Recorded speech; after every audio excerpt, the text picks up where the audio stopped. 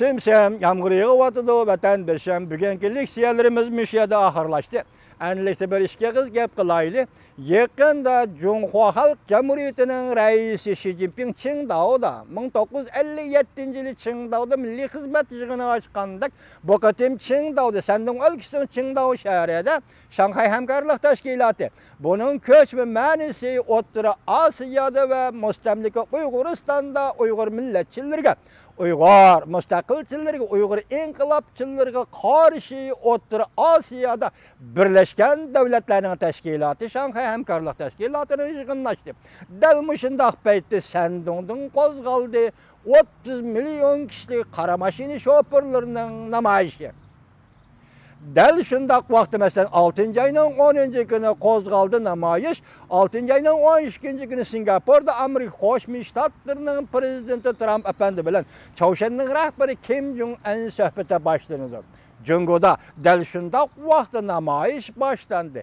Dakikalar nazuk, vakit nazuk, orun belgeler nazuk, söhbetin mavzusu ve temisi nazuk. Yani bir yerde hazır Amerika Koşmuş Ştatları itiraf kılmagan bir devletten. Devlet rəhbəri bilen hazır Singapur'da Kim Jong-un bilen söhbet ötküzüvatıdı bizden prezidentimiz Trump efendi.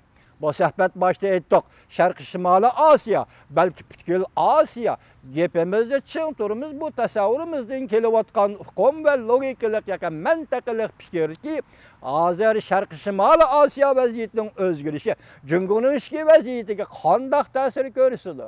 Mənim görümüz ki, bugün bizmiş alametlerinin hemmisini yığıp gelip, hemmisi koşup gelip, Amerika'da yeni sayılanan Prezident Trump'ın taşqi siyasının qalbesi dep hüküm çıkarışqa hakkımız var.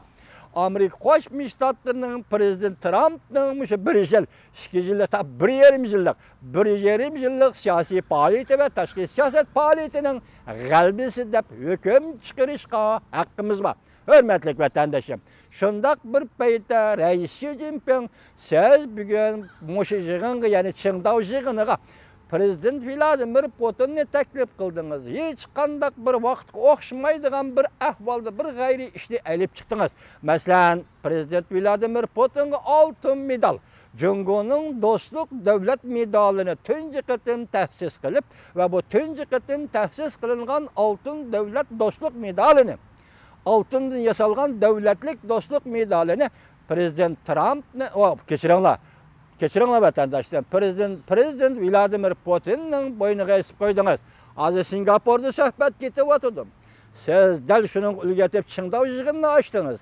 Del şundaq vaxtı hazır Cungu'da 30 milyon karmaşini şoförleri iş taşlap namayış kozgadı. Del şundaq vaxtı Şinjan'da yani müstemlik Uyguristan'da siz hazır chet ellik okuguçularını çıkıp getişke mecbur oldunuz. Ve chet ellik okuguçularının Şinjan'a kirip okuşun çekteydiğen, müstemlik Uyguristan gelip okuşun çekteydiğen buldunuz. Bu vaziyetlerinin hemisi bir qatar kelip otur. Mesela alaylı 30 milyon kişilik namayış, şoförlerinin namayışı, maşinalarının hemmisi gidek lozunka çaplangan.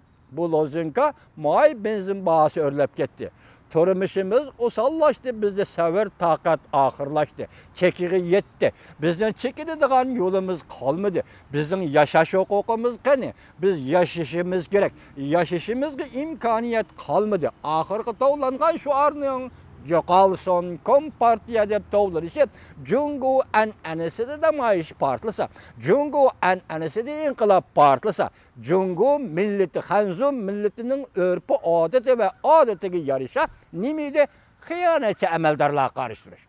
Bu katim bu namayış şundak netlik şundak tertiplik teşkillendi ki Xuda medet besin bu namayışçılığa teşkillendi ki bu katim kuşuar Kompartiyani ağdırış. Mesela köngülge yakmagan, yaxşı devlet başkurmagan her kandak hakimiyetini ağdırıp taşlaş bu Amerika Koşmuş Ştatlarının müstakillik tapdamasını kayıt kılıngan bir cümledir. Mesela kişilerin bəxt qoğluşuş hukuku, erkinlik hukuku, hayatlık hukuku bu sözler sözlenip bolğandan keyin Amerika Koşmuş Ştatlarının müstakillik tapdaması da yaxşı devletin yaxşı başkurmagan hakimiyetlerini ağdırıp taşlaş deydigan bir cümle söz var. Bugün mana vagan ittifoqi tashkiloti qurildi. Şoförlerin teşkilatı kuruldu. Ulanın şuarı Cungo'da birinci olup Kompartiyani ag'dirib tashlab. Xo'sh, Reis Xi Jinping an'anasi shuki. Meyli Manching davri. Mongol davrida bunda xarakteri yo'q, Mongollarning xarakteri bor edi. Manching davridan tortib Kuomintang davrigacha siz tayinib keldingiz. Çar Rossiyaga tayinib keldingiz.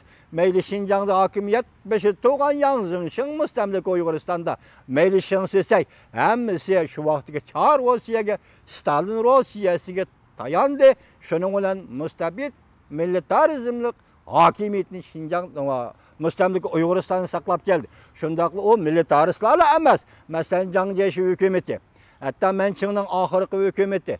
Manchingning oxirgi hukumati Çar Rossiya bilan tuzilgan to'xtam. Çar Rossiya bilan o'tinib berish, qo'shib elishlarda Uyg'uriston qo'ldan ketdi. Mana shunday salohiyatlar bilan aytganda, bugun siz nima hojat bilan Prezident Vladimir Putinning maydasiga 1 kilogram chamisidagi oltin medalni asmoqchi bo'ldingiz, hurmatli Xi Jinping apandi. Men bu yerda Jungulluqlarni masxara qilgim yo'q.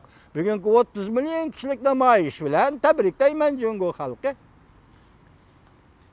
Tabriklayman. Ham shunday qildi, shunday savol qo'ymanki, mijazingiz qanday? Jungulluq apandilar, mijazinglar qanday? Bu bugün başlandı. Eti kelgüsü qanday qildi Xudoning ilkida. Lekin bugün başlangan ekan biz bugün shunday deymiz.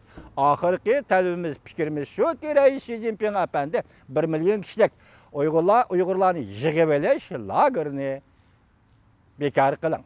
Reis Xi Jinping apandi Uyg'urlarni yig'ib olish, Uyg'urlarni jazolash, Uyg'urlarni tarbiyalash nomida Uyg'urlarga yurgizayotgan diktatora ve millet diktatorasini, Xitoy millatining Uyghur milletiga yurgizayotgan diktatorasini yig'ishtiring. Men shuning ishonamanki, Kompartiyaning oxirgi umri sizning qo'lingiz bilan oxirlashidir. Men shuning ishonamanki, siz xuddi ayni vaqtga Gorbachevning o'rnida ish bajarasiz. Tartib shu, rasmiyat shu. Faqat bu rasmiyatni siz o'rinlaysiz, Reis Xi Jinping apan. Shuning uchun ortiqcha zo'ravonlik qilishning, Uyg'urlarga tahdid va popoza qilishning, Uyg'urlarning kishilik huquqini bu yoqda qo'yib, Uyg'urlarning hayotlik huquqini shu darajada dafsanda qilishning hech qanday zaruriyati yo'q. Reis Xi Jinping, bu davlat siz yashaysiz va sizdan keyinmi yana Jungulluqlar yashaydi. Men sizga aytay, bu davlatni siz yashaysiz, ya'ni sizdan keyin yashaydigan Jungulluqlar bo'ladi. Shundaqla biznikimiz bizdan keyin yashaydigan Uyg'urlar bo'ladi. Şuna dal hozirgi paytda meyli Rossiyalikning boyniga medal esib qo'ying, meyli 6-7 davlatni ekilib chiqingdi, ularning qo'shig'ini beqib tomosha qildirib, terroristlarga qarshi Uyg'urga qarshi Uyg'ur millatiga qarshi degizing, bo'la ikkinchi gap. Bu faqat mush vaqt, mush kunlardagi bir tartib. Lekin buning keyinda keladigan tartib xolis sizning qo'lingizda bo'lishi mumkin. Buning huquqi xolis sizning qo'lingizdan bu huquq chiqib ketishi mumkin. Siz hozir shundoq tipirlab turibsiz, Reis Xi Jinping bir aeroplan avatib Pyongyangdan, Chaushyandan alayda ozuq-tulik, o'rindiq ko'p karvat degandek darslarni besib Singapurga olib bordingiz. Demak, hozir o davlat rahbarini kutilish bu yoq tursin. Siz hozir Chaushyan Kim Jong-unni paplab shu darajaga chiqardingiz. Xo'sh, sizning maqsadingiz nima Jungulluq apandi? Kim Jong-un Prezident Trump bilan yaxshi suhbat o'tkazib, Sharqiy Shimoliy Osiyoni yadrosizlashtirish, Chaushyanni yadrosizlashtirishga yordam beramsiz, xizmatda bo'lamsiz, to'pa qo'shamsiz va yoki buningga buzg'unchilik qilamiz. Bu natijani biz bilmaymiz. Lekin Prezident Trump dediki, nəhayət dəbdəbilik dedi ki, bu söhbət bəlkə ən yaxşı fürsət. Bu fürsətni yaxşı tutan Kim Jong-un dedi. Şundaqla dedi ki, Kanadada şundaq dedi ki, mən Kim Jong-un bilan söhbətə o'ltaganda dastlabki birinchi jumladala uning maqsadining nima ekanligini bilib olaman dedi. Gap intayin yaxshi fursat. Bu yaxshi fursatni ching tutun Kim Jong-un degan so'zning ma'nosi Prezident Trump meni endi sizlar bilan yana qayta so'zlashib o'tirgan vaqtim yo'q. Amerika Qo'shma Shtatlarining maqsadi Chaushyan yerim oralini yadrosizlashtirish. Mush maqsadga mushqatim suhbat orqali yetishimiz kerak. Kunda Chaushyan bilan suhbat fikrlab, qo'ldirlab turdiganga Amerika xalqining yoki Amerika diplomatlarining vaqti yo'q. Fursatni ching tuting dedi. Başta dedik, agar ishga Koreya birlashib ketadigan ish bo'lsa, Amerika armiyasi bevosita Jungoning chegarasiga yetib keladi dedik. Shundaqla Amerika armiyasi, hatto NATOning armiyasi xuddi shundoq Afg'onistonda hozir bevosita Xitoyning mustamlikasi Uyg'uriston chegarasiga keldi. Shu yerda turibdi. Endi bugun Chavshan tarafda bundaq ish bo'lsa, bu Xitoy ansiraydigan ish ekan. Ansiraydigan ishni qo'yib, Jungolar apandilar.